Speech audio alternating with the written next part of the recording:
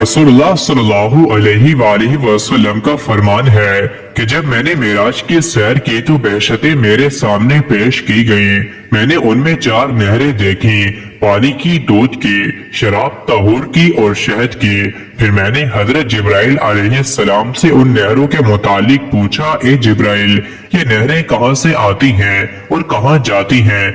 हजरत जिब्राइल अलैहिस्सलाम ने अर्ज किया, ए अल्लाह के रसूल सल्लल्लाहु अलैहि वसल्लम, ये नहरें हौज़े कौसर में जाती हैं, लेकिन ये निकलती कहाँ से हैं ये मैं नहीं जानता। इसका सवाल आप रब्बे ताला से करें, वही आपको इसका इल्म देगा, और मुमकिन है आपको वो जगह भी दिखा दी जाए जहाँ से ये निकलती हैं।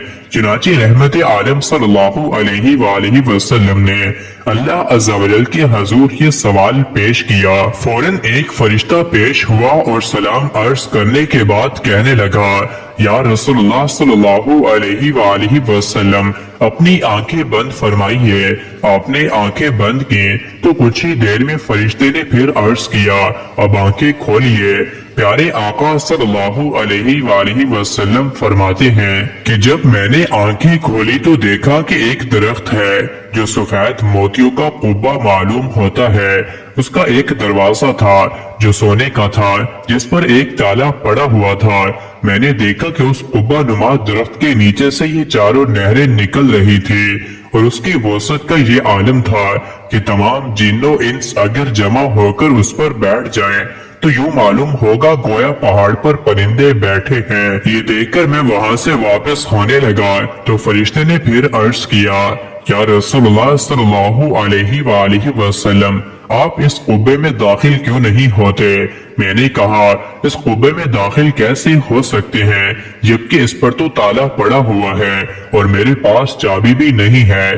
फरिश्ता कहने लगा, ए अल्लाह अज़्ज़ा वजल के रसूल, इसकी चाबी बिस्मिल्लाह शरीफ है।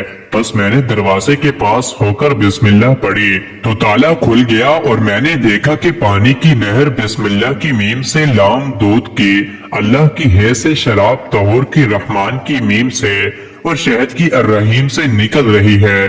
अब मुझे मालूम हुआ कि 4 नहरों का मुंबा बिस्मिल्लाह शरीफ है। फिर अल्लाह ताला ने फरमाया, ए महबूब, जो शख्स भी रिया से पाक होकर मुझे इन अस्मा से याद करेगा तो मैं उसे इन 4 नहरों से पिलाऊंगा।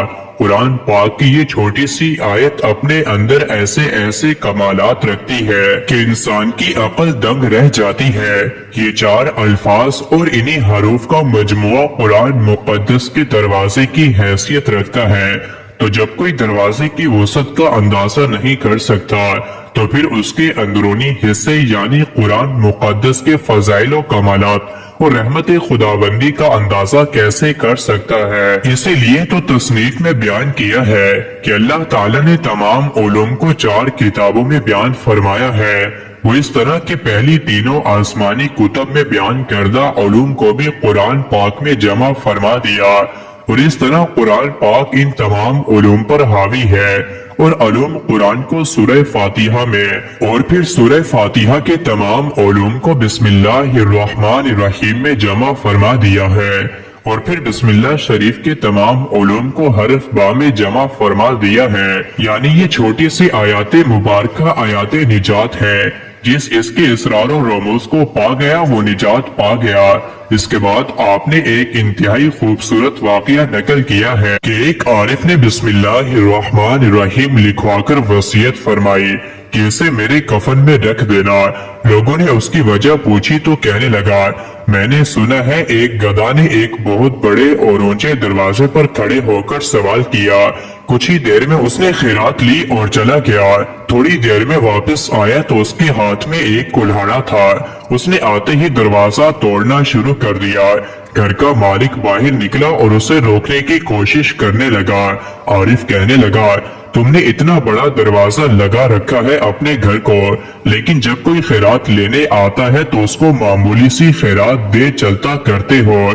या तो दरवाजा अपनी खैरात के मुताबिक कर लो या फिर खैरात अपने दरवाजे के मुताबिक किया करो। इसके बाद आरिफ ने कहा, ये आयत यानी बिस्मिल्लाहिर्रहमानिर्रहीम अल्लाह की किताब का दरवाजा है, और जिसका दरवाजा इस कदर वसी है उसकी अता किस कदर वसी तर होगी।